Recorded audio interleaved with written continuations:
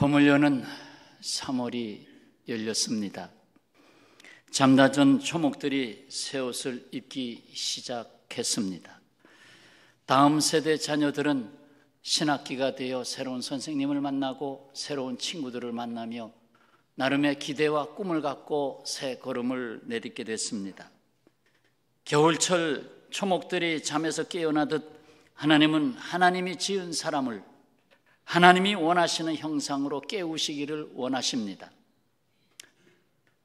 어제 3.1절을 지냈고 오늘 그 마음을 담은 채 오늘 말씀, 특별히 나라라는 개념은 많이 넣지는 않겠지만 전체적인 말씀 속에 결국은 우리 나라를 사랑하는 마음으로 오늘 말씀에 접하게 될 터인데, 금주 수요일부터 사순절이 시작됩니다.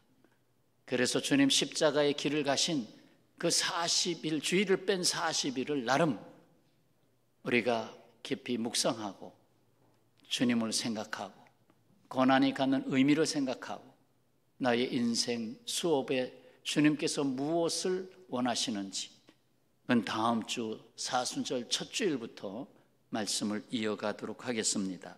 앞서서 오늘은 우리의 거듭난 그리스도인으로서의 생명 가치, 거듭난 그리스도인으로서 어느 품격을 가져야 되겠는가 하는 것에 대한 말씀을 오늘은 듣고자 합니다. 장인의 손에서 명품이 탄생합니다. 그 명인, 장인은 그 손으로 일일이, 기계로 찍어내는 것이 아니라 손으로 일일이, 그래서 작품이 만들어지게 되는데, 세속적 명품 의식에 대해서 먼저 담아야 되겠습니다. 세속적 명품 의식, 명품은 본래 좋은 건데 세속화됐어요. 가짜 명품을 만들어내게 됩니다. 심리학자들은 지나친 명품 의식의 원인을 열등감과 보상 심리에서 찾습니다. 그러니까 하나님이 주신 자존감의 결핍에서 오는 것이다. 내가 자존감을 갖고 살면 되는데 나는 아무래도 뭔가 조금 뒤떨어지는 것 같고 부족한 것 같고 하니까 손에 명품 가방이라도 하나 들어야 되겠다. 내가 명품 안경이라도 써야 되겠다. 명품 시계라도 하나 껴야 되겠다 라고 하는 보상 심리, 또 열등감을 감추려고 하는 심리에서 세속화된 명품 의식이 생겨나게 된다. 사실 가장 위대한 명품은 다름 아닌 하나님이 지으신 사람입니다. 사람이 명품이죠. 아무리 100만 송이 좋은 걸 갖다 놔도 사람과 바꿀 수는 없습니다. 창세기 1장 31절, 하나님이 사람을 창조하시고 보시기에 심히 좋았더라 라고 말씀하셨습니다. 그렇습니다. 하나님의 형상을 따라 지음받은 인간이 명품 중의 명품입니다. 하지만 이 명품 중의 명품이 짝퉁으로, 모조품으로 추락하게 됩니다. 인간이 모조품이 되고 짝퉁이 되어버렸다. 어디에 그 말씀이 있어요? 이사야서 5장 2절, 땅을 파서 돌을 제하고 극상품 포도나무를 심었도다. 그 중에 망대를 세웠고 또 그 안에 술틀을 팠도다. 좋은 포도 맺기를 바랐더니 들포도를 맺었도다. 극상품 포도나무를 심어주셨는데 내 인생을 열매를 보니 들포도를 맺었다. 명품의 가치를 가지지 못했다는 것이죠. 이 세상 사람을 품격으로 구분한다면 이렇게 표현할 수 있겠습니다. 모조품, 상품, 명품, 작품. 사실 이렇게 4가지 단어로 4주 동안 설교를 하려고 했다가 사순절이 있어서 그냥 오늘 한꺼번에 좀 말씀을 드리려고 모았어요.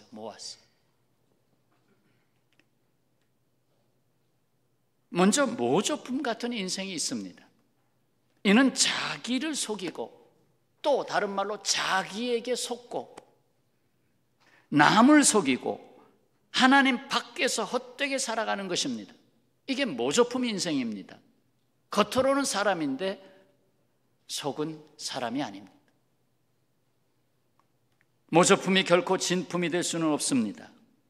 결국은 드러나고 말 쭉정이가 되고 맙니다. 마태복음 3장 12절 손에 키를 들고 자기의 타작마당을 정하게 하사 알곡은 모아 곡간에 들이고 쭉정이는 꺼지지 않는 불에 태우시리라. 결국 나중에는 키질을 하면 쭉정이가 따로 나온다. 마태복음 13장 29절 주인이 이르되 가만두라. 가라지를 뽑다가 곡식까지 뽑을까 염려하노라. 둘 다 추수 때까지 함께 자라게 두라. 추수 때에 내가 추수꾼들에게 말하기를 가라지는 먼저 거두어 불사르게 단으로 묶고 곡식은 모아 내 곡간에 넣어라. 그러니까 이 세상 살아가는데 가라지와 알곡이 함께 살아가죠. 가라지를 뽑으니까 내 동생이 뽑히기도 하고 내 아버지가 뽑히기도 하고 안 된단 말이죠. 가만히 놔둬라. 또한 상품 같은 인생이 있습니다. 상품은 한순간에 반짝거리고 주목을 받습니다. 그러나 잠시 반짝거리다가 사라집니다. 상품은 새로운 상품이 나오게 되면 자리를 물려줘야 됩니다. 상품은 시간이 지나면 실증을 느끼게 되고 버림을 당하게 됩니다. 여러분 휴대폰 얼마 동안 쓰시나요? 젊은 세대들일수록 빨리 바뀌죠. 2년, 길어야 3년. 그러나 조금 나이가 든 세대는 4년, 때로는 5년까지 가기도 하고. 그러면 너무 뒤떨어져 가지고 이렇게 버스 안에서 휴대폰을 가지고 저 사람 저거 신품인데 나는 뭐야? 이러면서 나도 바꿔야 되나? 상품은 시간이 지나면 반짝거리는 게 없어집니다. 세상에서도 그렇지만 교회에 섬기는 자리에서 일하는 교인 가운데에서도 상품으로 머물 때가 있습니다. 잠시 반짝이다가 뭐야? 나보다 나중에 들어온 사람이 더 반짝거리네? 저도 원래 반짝거리잖아요. 이렇게 이마에서 빛이 반짝반짝 나는데 저 사람 나보다 더 반짝거리네? 그러면서 내가 주저하게 되고 심지어 뒤로 물러나게 된다. 상품, 나를 상품으로 여겼기 때문에 그렇죠. 자, 그리고 명품 같은 인생이 있습니다. 명품의 사전적 의미는 뛰어나거나 이름난 물건 또는 작품입니다. 장인이라 불리는 훌륭한 기술자들이 직접 손으로 제작한 물건 혹은 이름난 예술가들의 작품들이 예전부터 명품으로 불려왔습니다. 그런데 명품의 뜻이 특정 고가 가방, 명품 백, 명품 핸드백 그것으로 변모하게 된 것은 상업주의의 영향이다. 상업주의의 영향으로 명품 백이 계속 더 무슨 말이냐? 명품 그 본래의 가치를 떠나서 비싸다. 명품은 비싸다. 수백만 원이 되기도 하고 수천만 원이 되기도 하고 명품은 비싸다. 그것만으로 명품은 대인관계, 인간관계, 사회생활에서 우열을 가리는 대용품이 되고 말았다. 저 사람 핸드백인데 굉장히 비싼 핸드백 들었네. 저 사람 옷을 걸쳤는데 명품, 굉장히 비싼 명품 옷을 걸쳤네. 저 강남 지방에 가면 적어도 몸에 하나 정도는 명품을 가지고 있어야 이렇게 천대받지 않는다는 거예요. 명품 시계도 몇이야? 명품 시계 한번 보여주고. 그러게 말이야. 오늘따라 햇빛이 저 명품 안경이네. 뭔가 하나 명품이 걸쳐지지 않으면 강남에서 살 수가 없다. 부와 품위를 과시하는 수단으로 쓰임 받으면서 부작용을 낳게 되었다는 것입니다. 아이들이 예전에 비싼 패딩을 입고 다니면 야, 저 부잣집 아이네. 어른과 아이 할 것 없이 비싸고 화려한 것을 소유해서 과시하려는 본능, 좀 과시하고 싶은 본능. 그래서 집은 초라한 집을 가지고 있어도 자동차는 비싼 거를 사야 돼. 그래야 어딜 가든지 과시할 수 있으니까. 과시요. 유모차를 살 때도, 아이들의 책가방을 살 때도 신경 쓰잖아요, 부모님들이. 얘가 학교 가서 그래도 뒤떨어지지 않아야지. 응? 책가방 그래 얼마짜리 사야 되니? 다른 애들 뭐 얼마다? 그래 그럼 너는 명품으로 사자. 휠체어 하나 끌고 가도 야, 저거 굉장히 비싼 명품인데. 명품 의식 속에 사실 멍들고 있습니다. 명품은 난데, 내가 명품인데, 내 자존감이라는 명품은 사라지고 다른 곳으로 나를 감싸고자 하는 것. 교회에서 이 명품 의식이 들어오면 명품 같은 그리스도인은 뒤로 가고 과시적인 명품 의식에 매일 수가 있습니다. 아, 저 사람은 명품이야. 사실 명품은 예수 그리스도 아니에요.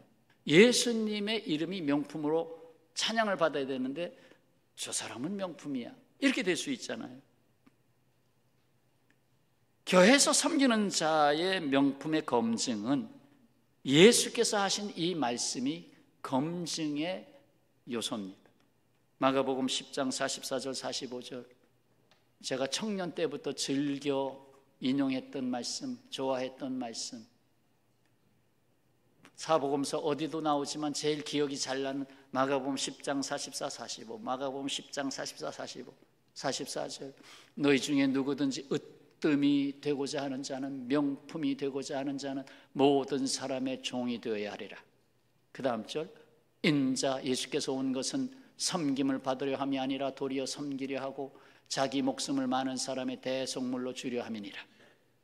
그러니까 명품의 가치를 보존하기 위해서는 자꾸 종이 되는 마음을 가져야 된다. 섬기는 마음을 가져야 명품을 지켜나간다. 또 내 목숨을 내놓을 마음이 있어야 명품의 가치가 지켜나간다. 내 목숨을 내놔야 된다.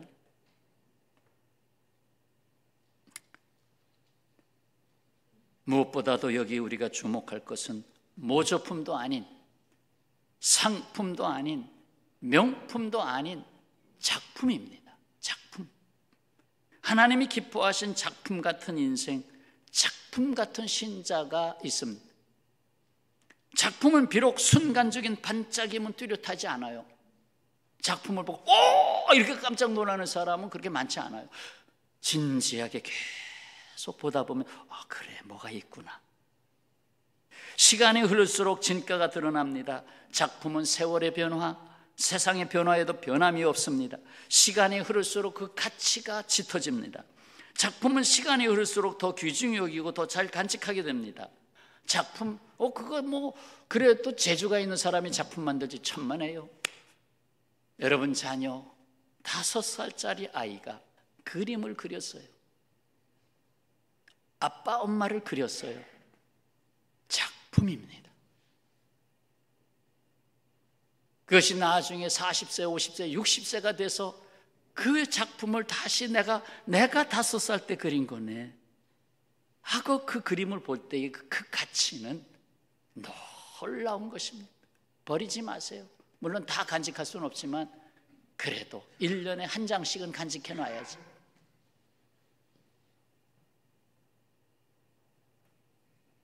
미술가가 그린 작품이나 5살짜리 아마추어가 그린 작품이나 똑같은 작품입니다. 명품은 쇼 윈도우에 전시되지만 작품은 역사적인 박물관과 내 집에 가장 잘 보이는 벽에 전시됩니다. 그렇습니다. 이 세상에는 모조품도 있고 상품도 있고 명품도 있습니다. 그러나 우리는 작품에 눈을 돌립니다. 하나님이 원하시는 것은 바로 십자가에 못자국 난 손으로 빚어 만드신 그리스도인이라 불리는 작품입니다. 이런 작품을 지어내는 장인 중에 장인은 피로 값주고 우리를 사신 주 예수 그리스도입니다.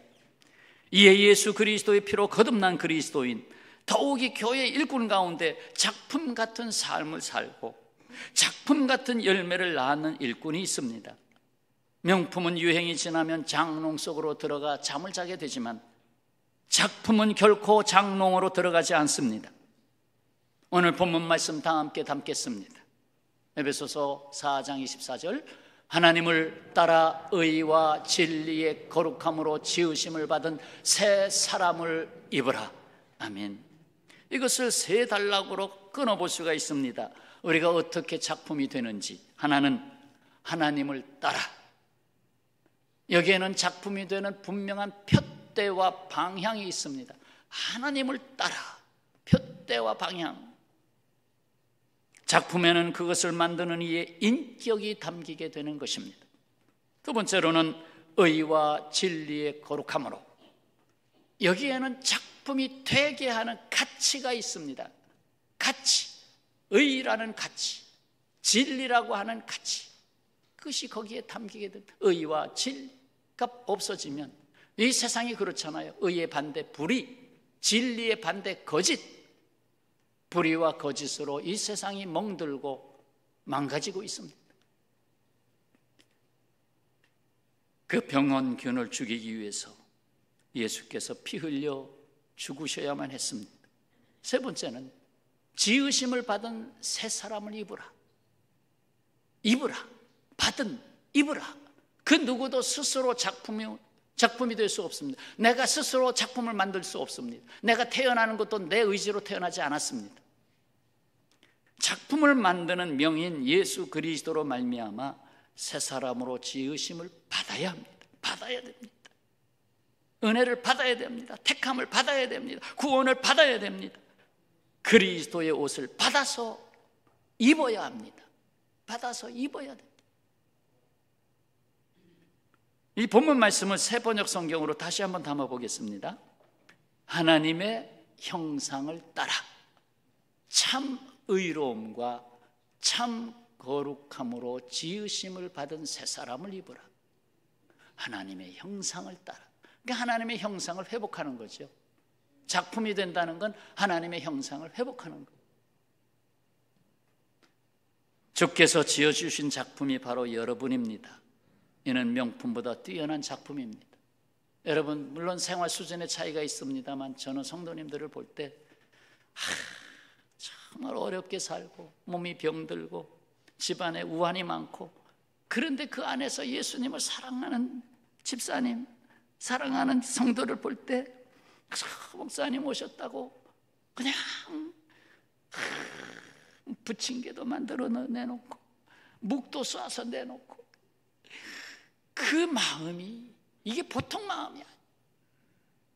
하나님의 형상이 그 안에 들어가지 않고는 나올 수가 없는 거예요. 주 예수께서는 모조품으로 살아왔던 인생을, 그래서 위선자가 되잖아요. 바리새인과 사두개인들은 예수님이 아주 위선자의 대표로 뽑았잖아요.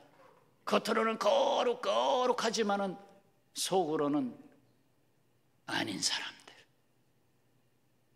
그러니까 모조품이죠.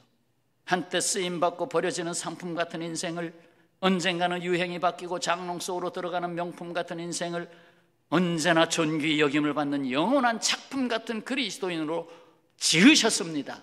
누가요? 주님이. 아멘이죠? 이 같은 작품은 세속화될 수가 없습니다. 세상으로 버려질 수 없습니다. 계속 그리스도를 닮아가는 거룩함, 성화를 계속하게 됩니다. 사도 바울은 에베소 교회에게 말씀을 보내면서 마지막 한 절을 이렇게 축복의 말씀으로 남기죠. 에베소서 6장 24절, 우리 주 예수 그리스도를 어떻게? 변함없이 사랑하는 모든 자에게 은혜가 있을지어다. 변함없이 사랑하는, 어떤 상황에서도 변함없이 주님을 사랑하는 모든 자. 작품의 가치가 변할 수 없듯이 주님을 사랑하는 우리 마음과 태도도 변할 수가 없습니다. 여러분, 작품은 자신을 내려놓음으로 오히려 품격을 지켜냅니다. 작품이 나야! 하면서 오히려 교만해지면 작품성을 잃게 됩니다. 오히려 자신을 내려놓음으로 품격을 지키게 되는데, 이야기 하나 담아보겠습니다. 영국군 총사령관이었고 영국 총리를 2번이나 지냈던 아서 웰슬리 웰링턴, 1852년에 세상을 떠나셨는데 1815년 워터루 전쟁에서 나폴레옹과 싸워 승리한 사람입니다. 이를 기념하기 위해 승전 만찬회가 개최되었는데 그 자리에서 소동이 벌어졌습니다. 만찬회를 즐기던 중 웰링턴은 다이아몬드가 박혀있는 자신의 지갑이 없네. 지갑 어디 갔지? 지갑이 어디 갔지? 그러면서 결국 잔치에 참여한 손님들의 주머니를 검사하게 됐습니다. 분위기가 싹 가라앉았죠. 이거 뭐야 이거. 그때 볼품없는 옷차림으로 구석에 있던 한 나이 많은 부사관이 화를 벌컥 내며, 그래도 나이가 들었으니까 화를 내도 좀 그래도 봐줬죠. 벌컥 내며 주머니를 검사한다는 것은 손님의 인격을 모독하는 것이라고 반대했습니다. 그런데 그 부사관의 호주머니가 두툼했습니다.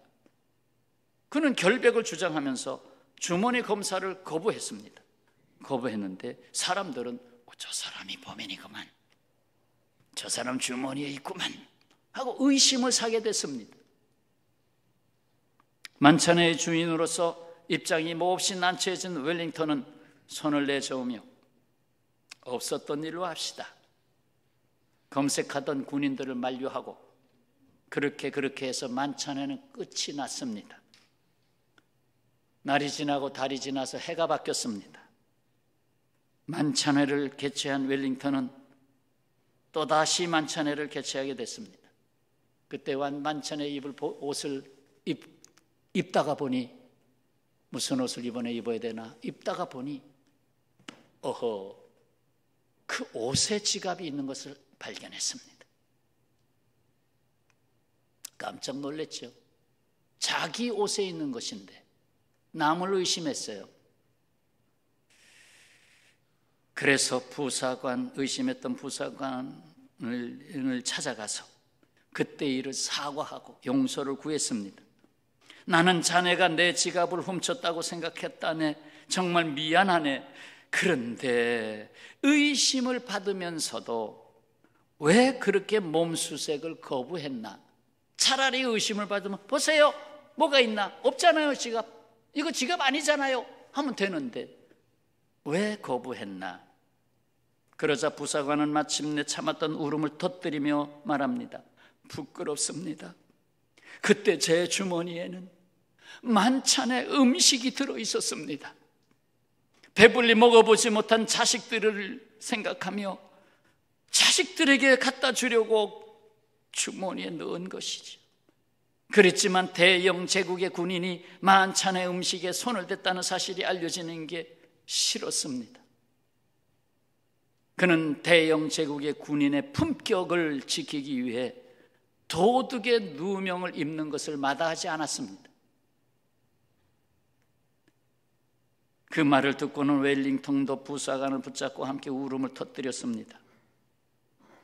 때로는 눈앞에 보이는 개인의 자존심보다는 국가 구성원으로서 지녀야 할 자존심을 지키기 위한 노력과 함께 개인의 이익만을 앞세우는 이기주의보다는 우리 모두의 이름을 생각하는 넓은 시선에 작품의 품격을 더해야 할 것입니다.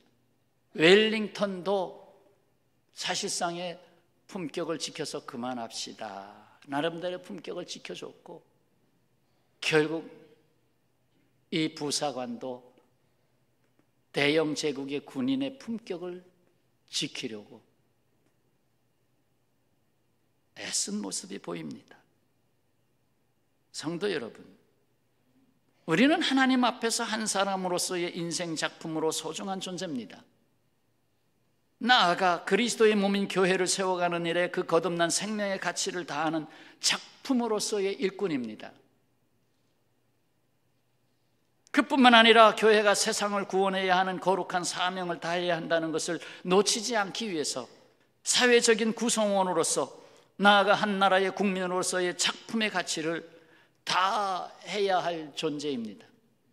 국회의원들도 나름 백성들이 뽑아줬습니다만 그 사명을 제대로 하고 있는 것인지, 아니면 당리 당략 쪽으로만 가고 있는 것인지, 내가 밥줄이 끊어져서는 안 되기 때문에 그렇게 선택해야 되는지, 안타까운 점이 너무 많죠.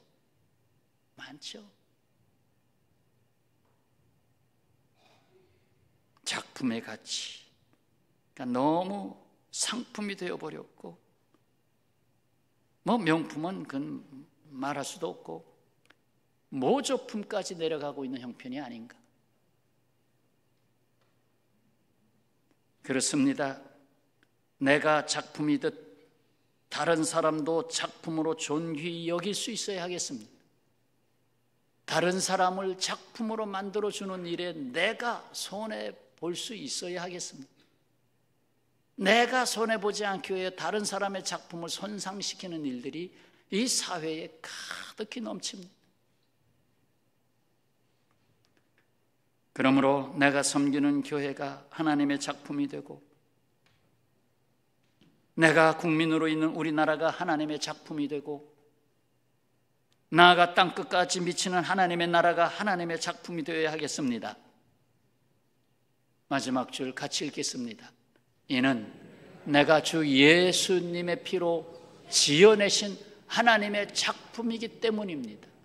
내가 작품이기 때문에 그 작품에 영향력을 끼쳐야 하겠습니다. 이제 자기 자신에게 묻고 일어나야 하겠습니다. 나는 상품인가, 명품인가, 작품인가? 기도하겠습니다.